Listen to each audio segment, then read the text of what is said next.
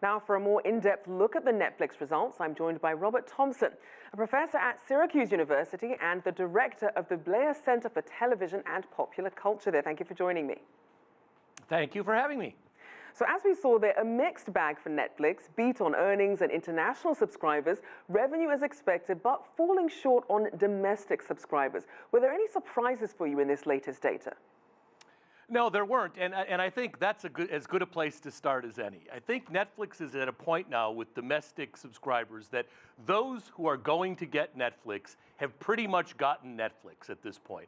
The worry is that there isn't a lot of room for growth domestically, and the other worry is that those who already have Netflix may start getting rid of Netflix. Now that they not only have to worry about paying for, Hulu if they want to watch Handmaid's Tale, and Amazon if they want to watch Mrs. Maisel, and CBS All Access if they want to watch Star Trek, and on and on and on and on. The idea is a lot of people may start jockeying their subscriptions according to what they might most want to watch, and Netflix may or may not be the beneficiary of that. So that's their first problem. And then, of course, there's this enormous problem where some of Netflix's most popular shows, 1 and 2, were reruns of Friends and The Office. Reruns of Friends are going to go to the Peacock service. Reruns of The Office are going to Peacock. Reruns of Friends are going to HBO Max. And all that Disney stuff that Netflix used to have is going to peel off. Surely they are going to feel that.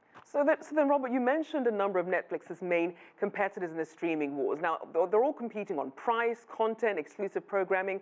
What will Netflix need to do to better compete with Apple and Disney and this increasingly crowded field of options? Well, I think what everybody needs is a few hits that people cannot live without. That's what makes cable channels. It's what makes streaming channels. Let's face it, in 2013, it was the introduction of House of Cards, followed by Orange is the New Black, that got an awful lot of people to finally throw up their arms, cry uncle, and subscribe to Netflix. So you need to continue to have stuff that people have to watch, and then you've got to have a deep bench of inventory.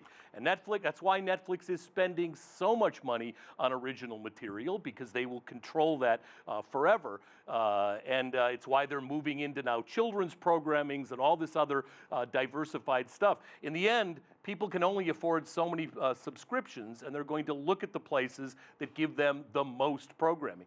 Netflix used to have, when we started coming up with those things like Netflix and chill, streaming, Netflix was almost a generic term for streaming. That's not the case anymore. There are lots and lots of other options. And certainly, as it does get more crowded, and you mentioned something interesting, which is children's streaming content, a saving grace, obviously, for millions of parents. How can Netflix compete with the Disney factor and its complete, well-loved catalog? Well, for one thing, they're hiring a lot of people that used to work at Disney to develop and strengthen their things. But the one way they're never going to be able to compete is they can't catch up. Disney has been making programs that appeal to kids since the 1930s. They've got the entire Disney catalog, all that stuff they were doing for the Disney Channel long before Netflix was even anything anybody could have imagined. So Disney's got the advantage of an inventory that goes back getting close to a century, not to mention that they've got the Pixar and the Marvel and all that other stuff as well. Disney, especially for people with kids in the house, is going to be formidable competition, and at least in the beginning, it's got a really low subscription price, though I'm sure that will change before long. Now, you mentioned that the pricing. We know the content, convenience, and of course cost is very important to consumers. Do you see there being a race to the bottom with prices as some of these new, cheaper players enter the market, or will the newcomers have to eventually, in fact, raise their prices? I think the newcomers will. If you know the old law of gravity, what goes up must come down, it's the opposite in television. Prices never go down. They always go up.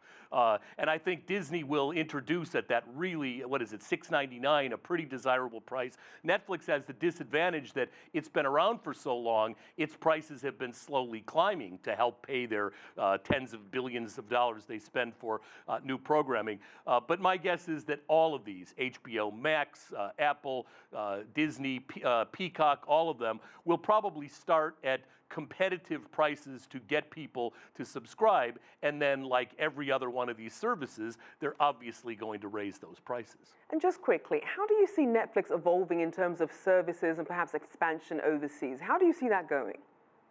Well, I think overseas is Netflix's still biggest opportunity for growth. I think they're almost reaching, and I think these latest numbers show that, a saturation point in the domestic market. Their numbers, however, have, I think, exceeded expectations for new subscribers internationally. And the other interesting thing Netflix is doing is they're doing all these original productions, co-productions with other countries, subtitled for people from other countries, and some of their most interesting original stuff is international, and I suspect they will continue to do that as they court those global markets. Professor Robert Thompson there of Syracuse University and the director of the school's Bleier Center for Television and Popular Culture.